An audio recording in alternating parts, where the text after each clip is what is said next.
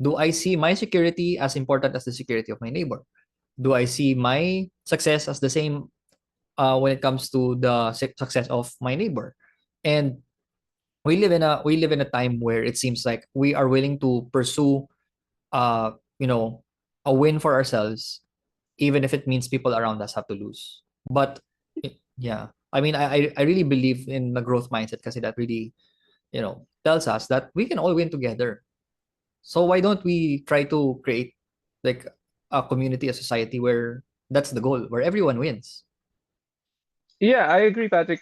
Mm. So, I want to be secure, whatever the cost is. So, kung ganun, pwede kang magnakaw ng mga resources na hindi para sa'yo, para lang ma-secure mo ang sarili mo at pamilya mo. But if you will think about, yung nga, sabi mo nga, thinking about your neighbor, you will do your work with justice, with honor, with honesty. Just like you, no, investing in properties, securing the education of your children, uh, the health of your family. No, it's very important to have that goal, but at the same time, you need to be able to get that goal in a moral and honest way.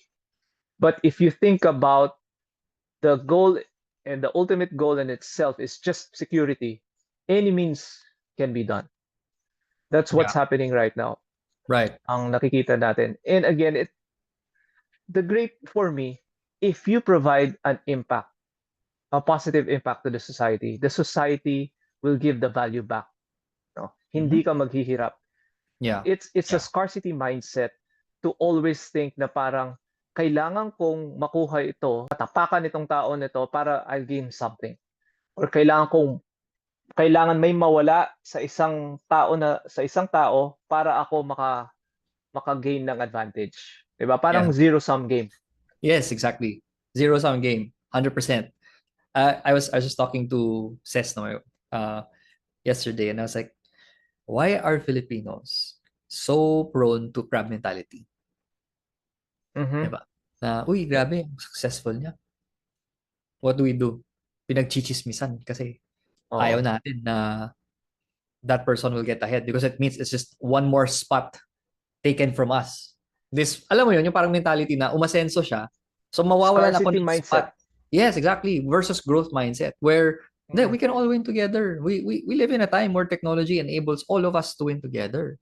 The Pero pie bakit is big, Patrick. I know it is. It obviously, I mean, I truly believe that. I mean, promise, as in, like, I do not believe in the mindset na ang hirap yumaman sa Pilipinas. I just don't believe in that Yeah. mindset. Ang Yeah. daming pera, ang daming resources dito sa Pilipinas. Pero why is it that we always say na, well, nasa mayaman lang kasi yun eh. Yan ang ginagawa mo to get ahead. I mean, like, personally for me, when I saw that, I was like, well, if there are people who are ascending in society that are doing right, that aren't stepping on people's toes, I wanna associate myself with them. I wanna network with them. Kasi that just means that they know something that I don't know. They have access to to communities that I don't have. They have ideas that I don't have. And if I get a pie of that, alam mo sa totoo lang, one thing I realized, Dex, like majority of rich people are always willing to share. Kahit hindi ka, alam mo yun, parang you ask them advice, they're willing to share. You need a contact, a network, they're willing to share. Pero kasi yung mindset natin, kung mayaman yan, tapos ako, hindi ako ganong level, I have to, like, kailangan malalampas ko yun. I think it's probably because of the education system din, no? Kasi yung education system natin, honor roll eh. So kung first siya, hindi na ako pwedeng maging first. Tama. Bakit hindi na lang ganito? Yung education system natin, our goal is to have as many first honors as possible. Hindi siya ranking. Alam mo 'yun, parang lahat tayo I think uh there's a like a there's an excellence list. And We have an obsession on rankings, Patrick. I know, yeah, No? exactly. 'Di ba? So ganun yung nangyayari, parang status kasi yun eh. 'Di ba? It's a demonstration of status seeking and recognition. Kaya nga, it's not a zero sum game because everyone has a role and I believe that everyone is different. Hindi naman tayo pare-pareho. Kasi yung zero sum game na nangyayari ngayon is if you assume that everyone is the same. but we all have roles to play in the society. Basurero ka, tagalinis ka ng kalye, bankero ka, entrepreneur, doctor, lawyer.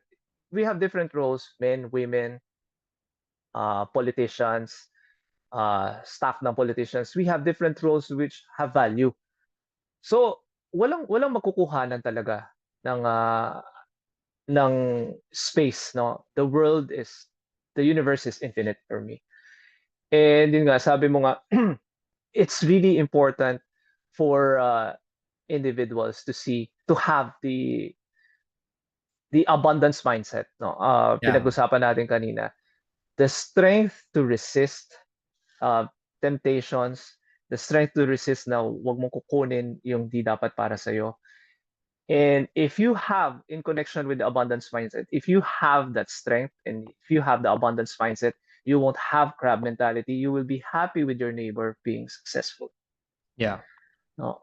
And then you will be happy also that your neighbor will be happy for you when you are successful also. Yeah. For Gusto sure. natin ng ganun, mas, 'di ba? Yeah, I mean, well, bottom line is I think there are really two kinds of how do you want to call these people who are sabihin na lang tawagin nating hoarders, 'di ba? They hoard power, Oy, fame, and marami fortune. akong kilalang ganyan. 'Di ba? Hoarder. Again, we go back to, sorry, Patrick. Yeah. Please continue with the thought. Hoarders are actually seeking false security. Kaya Anyway, nga. going. Yeah, I think that's there are two kinds of hoarders kasi hoarders that are like just green-eyed and may ganun siya, dapat may ganun din ako. That's number one. And the second one are yung sinasabi mong false security na I need to keep hoarding because I might run out. So, And tapos hindi ginagamit yung mga hino-hoard nila. yeah.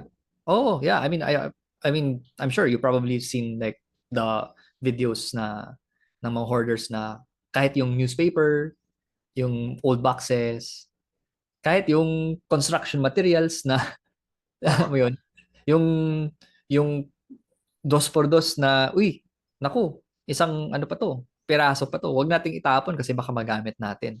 So, yeah, sometimes even something as simple as that can be like a symptom of a like bigger problem because that person, Insecurity. yeah, it's exactly that. It's going back to this sense of security, false sense of security that we're trying to chase after. Versus, yeah, that's the reason why I believe so much in a growth mindset and that, I mean, okay, I have this, but my neighbor needs it more than me.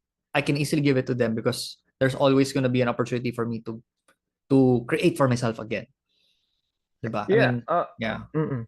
So that's the reason why I think like the growth mind, like when people ask like how do you become more generous, how can you be more helpful, you have to have a growth mindset because it's impossible for you to be generous if you're always afraid na I can't give this because I might lose, I might never get another opportunity like that again. I can't share my contacts kasi baka hindi na ako makahanap ng ibang contact pa or baka kukunin sa akin to. I can't share my resources to those in need because paano naman ako, I also have needs of myself. All of those thinkings are really just born out of the scarcity mindset. Yeah, lack mindset. You're glorifying the lack and you're looking at the possibility that you won't have versus looking at the future with optimism and saying, no, I was able to make it this time around. I'm sure I'm going to find a way in the future. I agree. It is the growth mindset is the abundance mindset. No, if you have something to give, that means you have something.